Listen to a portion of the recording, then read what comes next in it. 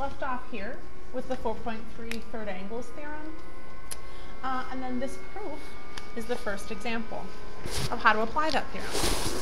So obviously we start off that FH is congruent to JH. FG is congruent to JG. Angle FHG is congruent to angle JHG, and angle FGH is congruent to angle JGH. Okay. They've actually marked all of that. You can see that these two angles up here are congruent, and these two angles down here are congruent. These two sides are congruent, and these two sides are congruent. So we're going to use the reflexive property to show that this line right here is the same as itself. That's our first step. Remember, reflexive means that something is the same as itself. So when we're saying that line HG is the same as line HG, we say that's because of the reflexive property that we can say that.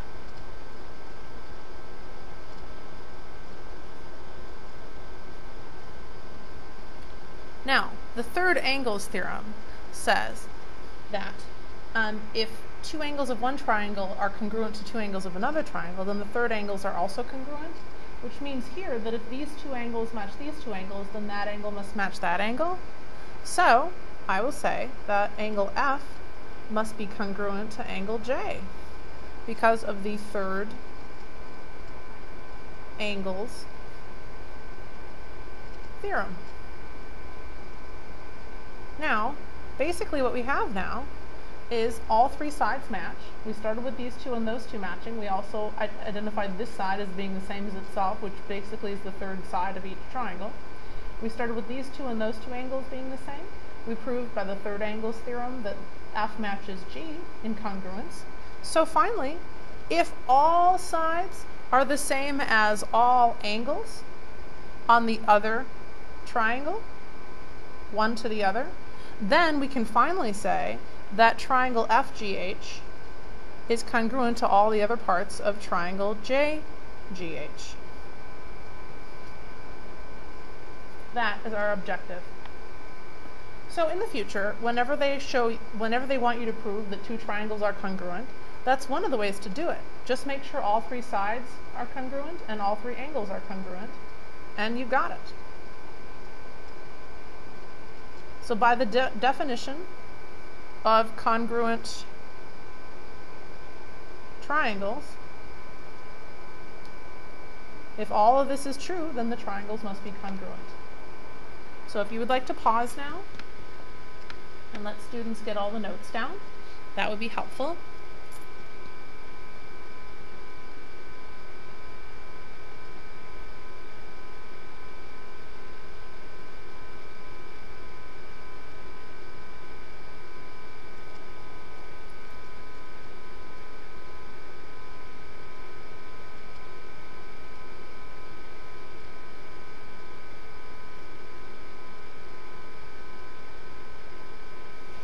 Okay, moving on. So just a recap of the three basic properties. The reflexive property means that triangle ABC is congruent to itself. The symmetric property says that if triangle ABC is congruent to triangle DEF, then you can change that the other way around. Triangle DEF must be congruent to triangle ABC. And then finally, if ABC is congruent to DEF and DEF is congruent to JKL, then by the transitive property, if we start at the very beginning, that must be congruent to the thing at the very end. Triangle ABC must be congruent to triangle JKL.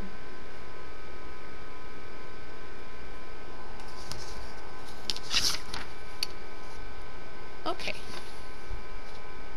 So another proof is coming up next.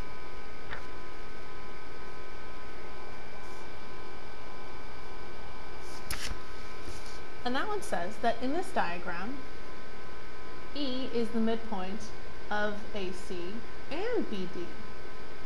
So they want us to establish that those two triangles, this one here on the left and this one here on the right, are actually congruent to each other. So what we have to establish is that all the corresponding sides and all the corresponding angles are congruent. Well, so far, they've given us some information. They've told us that AB is congruent to DC. Now, I know it's not listed over here, but that is a piece of given information because it's marked that way on the diagram. Side AB is congruent to side CD. And they also told us that BE is the midpoint of AC, and E is also the midpoint of BD. So what does a midpoint mean? A midpoint means that on one side, that segment matches what's on the other side. So if E is the midpoint between A and C, that must mean the distance here from A to E is congruent to the distance here from E to C. And same thing here, if E is the midpoint between B and D, then the distance on this side, B to E, must be congruent to the distance on the other side, ED. And it's the reason given is because it's a midpoint. So we can say that those two things are congruent and these two things are congruent. Sides, that is. That's the definition of a midpoint. That's what happens when you have a midpoint. Now, how do we get all the angles to match? Well, how do we know? First of all, I can see this little arrow right here and this little arrow right here. That means that those two lines are parallel. And when two lines are parallel, we know that if it's crossed by a transversal, that the alternate interior angles are congruent. So I know that B and D, angle B must be congruent to angle D. And same thing, if this line crosses through both parallel lines, angle C must be congruent to angle A for the same reason. Both of these, and then both of those, are called alternate interior angles based on this transversal and that transversal through these two parallel lines. So I'm going to say that the reason is that we have two different pairs of alternate interior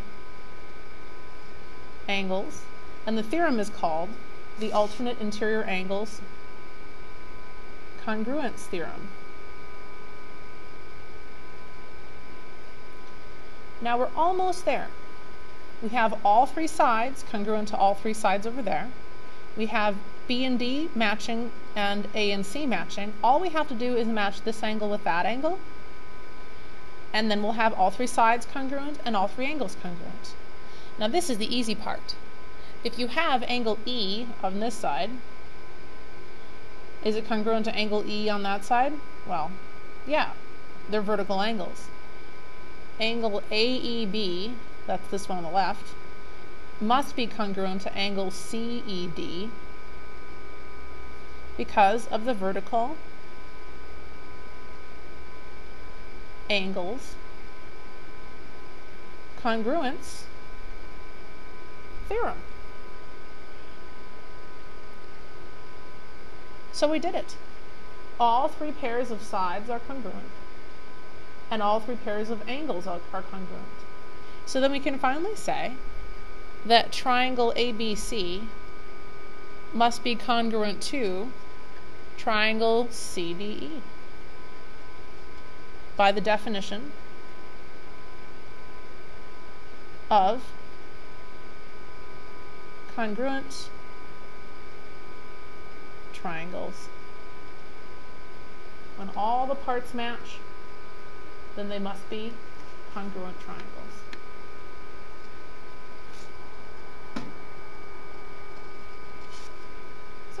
want to pause right here and get all the notes down. Make sure everybody has them all written down. Please do so.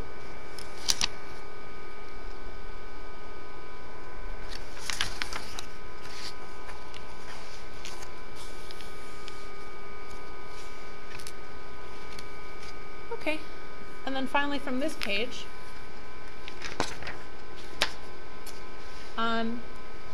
do we know that these two images are congruent? Well, yes. I know that triangle GDE is congruent to triangle EFG because these two lines right here are the same line. So GE and GE is the same thing. Because of the reflexive property, GE must be congruent to itself.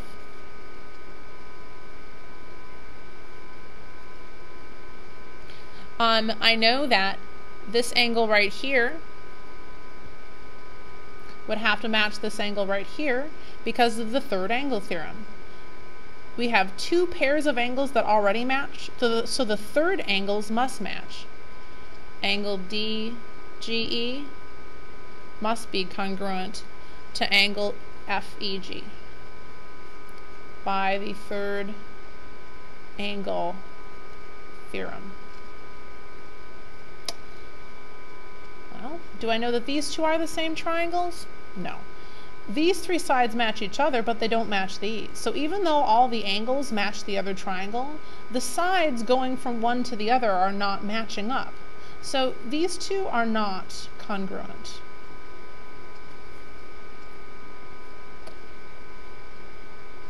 And then finally this one, number 10. Are these two triangles congruent? Well, these two sides match and those two sides match, yeah. And this side right here, which is called WY, that matches itself because of the reflexive property. And then these two angles have to match each other by the third angle theorem. So for the exact same reasons that we reasoned our way through number 8, yes, these two triangles have to be congruent. Triangle XWY must be congruent to triangle ZWY.